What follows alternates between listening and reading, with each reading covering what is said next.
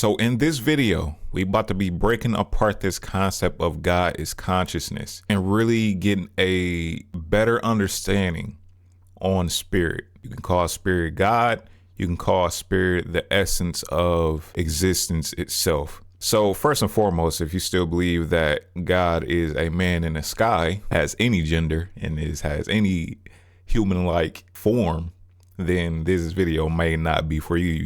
You got to go through a couple of prerequisites, right? This is for tackling the idea that we have right now, the greatest idea, I guess you can call it, that most esoteric occult understandings have, is that God is consciousness, because consciousness is the creator of existence. And because consciousness is the creator of existence, and that all phenomenon branches off of consciousness, conscious thought, conscious power, and that the universe itself is conscious, that will mean that God is consciousness, right? And because we have consciousness within ourselves, we are God, essentially, just in human form. So here we have God, and this circle here represents consciousness.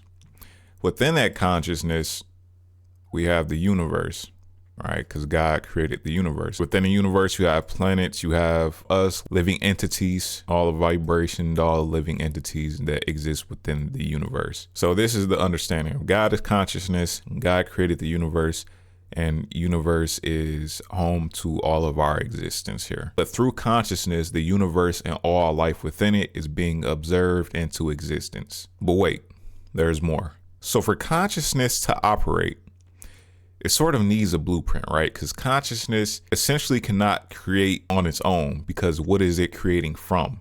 Consciousness itself has no creativity. Consciousness is essentially just the observer. So through the understanding of God is consciousness, we are being thought into existence. If we're being thought into existence, we're essentially being imagined into existence. However, imagination comes from the mind. And I like to use us as an example because we are made in God or spirit's image, which means as above, so below, and so below, as above. The way we are able to understand ourselves is through form of understanding spirit or God at its highest form. Subsequently, the way we understand God more is through understanding ourselves. We are made in God's image. There's nothing wrong with looking at the makeup of us when we are trying to understand spirit or God or the highest, the most high. But within that understanding, we need to know that things might not operate exactly the same on the most highest level as it does within us. However, the same faculties, the same blueprint can be applied to both. You get me? So the way we understand ourselves is through understanding God. And the way we understand God more is through understanding ourselves and the way we operate. So consciousness, as we know, is the observer. This is the awareness. Creation comes out of observation.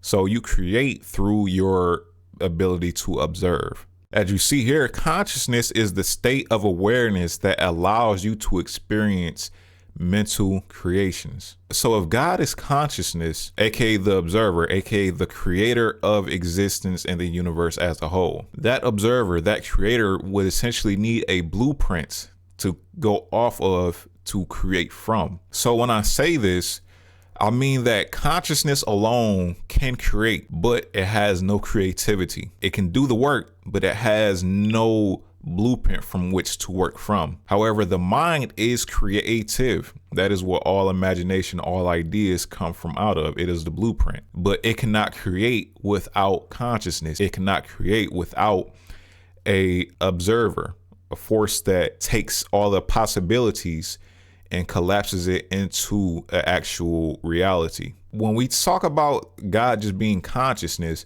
we're leaving out the idea of the mind, which contains all the possibilities that can be observed into reality, observed into existence through consciousness. The mind being the generator, right? This is what stores memory of past creations, reasons, and perceptions. And we know that spirit holds this same information because that is how life evolves.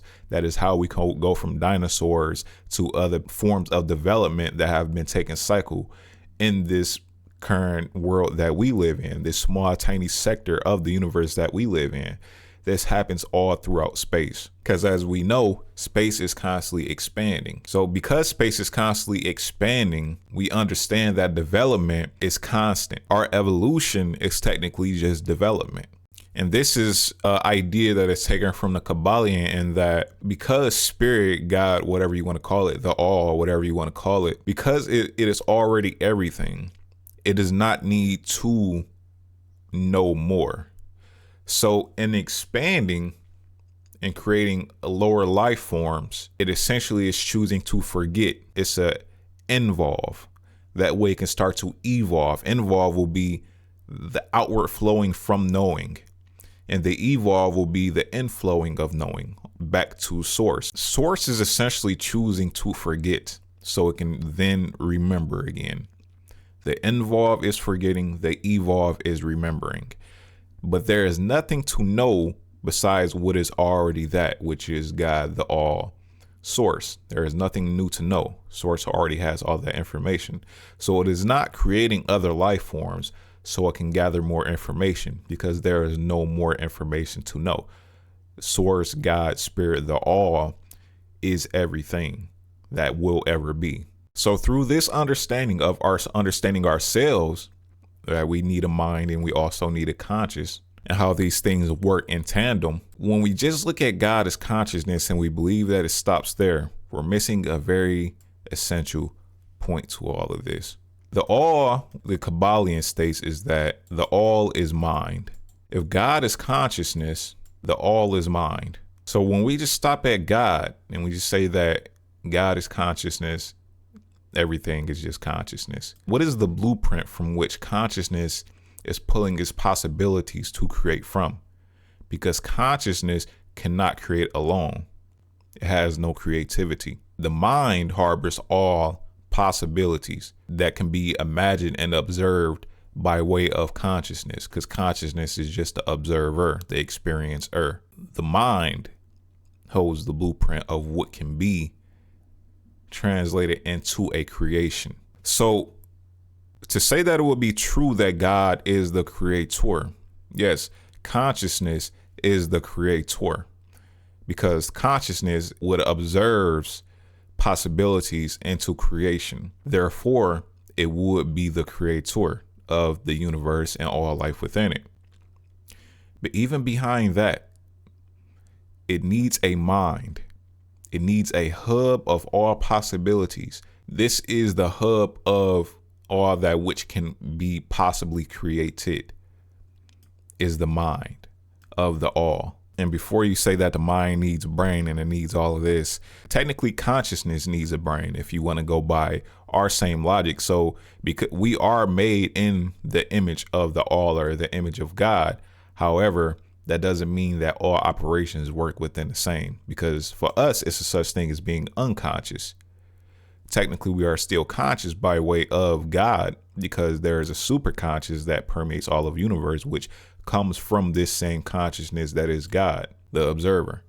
However, in our minuscule form, in our micro form, we can become unconscious. We have our own conscious and we have our own mind that is within the same, however, separate from the operations of the Most High. However, so above, so below. The all is in all. The all, everything that is possible up here exists in everything that is possible down here. It is really the same thing. It cannot be different. We are simply just the conscious thought of everything that truly exists. But that does not mean we are the same thing that truly exists. It's really a paradox in that way, because we are, but we're not. If we were, then we will be it right now, but we're not. We are man, woman. We have flaws. We have bounds by which we live by, which means we are not. However, because we only exist by way of the all and God, we are technically it, except we only exist within the creation of it. We exist within the thoughts of it. We exist within the imagination of it. So by saying what we have imagination and we can create characters, when we can create worlds within our own mind, the all and God can do the same. It does the same. It just does it at a much larger and massive scale, compared to what we can do. All right. We have a very minuscule version of what this is because we exist within this. We exist within the all's creation. We are characters playing within the world of the mind of the all, or the consciousness of God. So you can call this whatever you want. You can still say God is consciousness, but in acknowledging that, you must know that there is something above what you would just call consciousness. Consciousness needs a mind. We can say that the all is above God, or we can say that they are side by side, however you view it.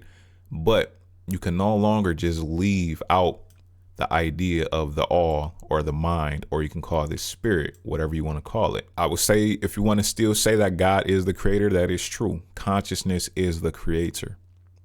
But what harbors the possibility for all of the creations? What harbors the memories for all the possibilities of creation? That is what you cannot leave out. So if God is the creator, that means that it works in tandem with another force.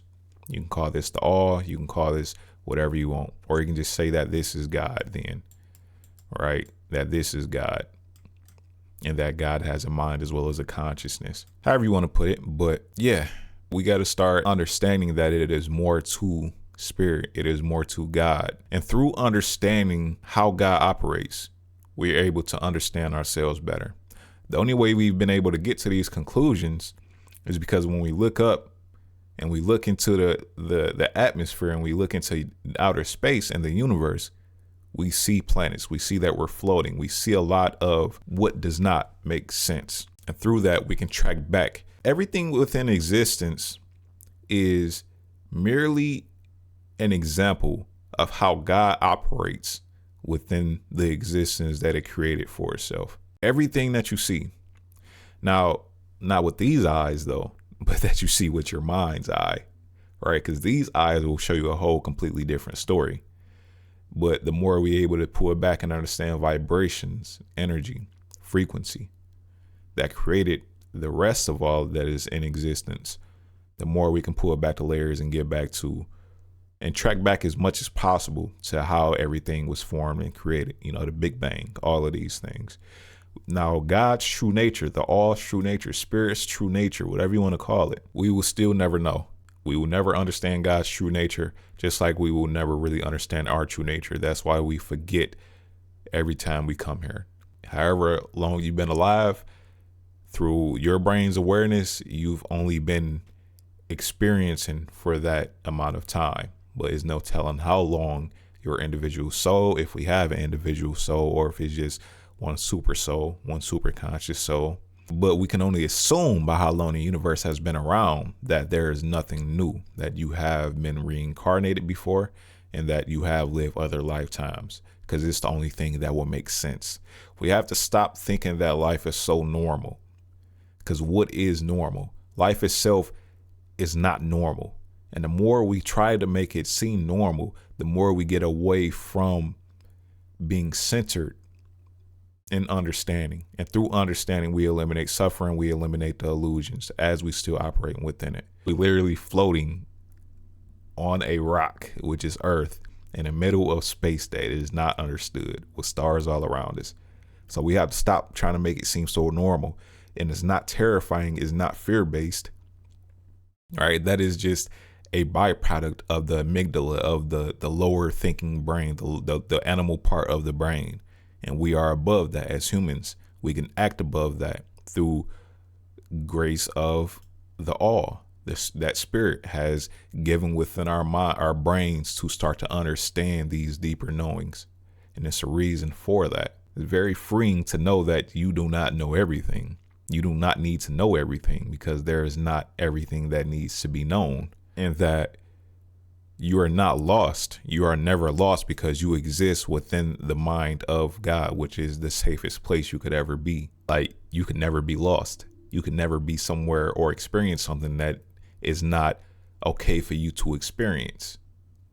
There can never be anything that is over your head in a sense of not meant for you, or not meant to be within the world, not meant to be within the ether, not meant to be within the astral planes. It is only by the thinking of the brain that we think that things are disastrous, that we think things are not meant to be happening. But all exists within the mind of God, the all, spirit, or whatever you want to call it. So you always safe. Everything that's happening to you, it's always a matter of God making it happen, or the all, whatever you want to call it. So yeah, I just wanted to make this video. If you got something out of it, leave a like, comment, or whatever, and I'll see you in the next one.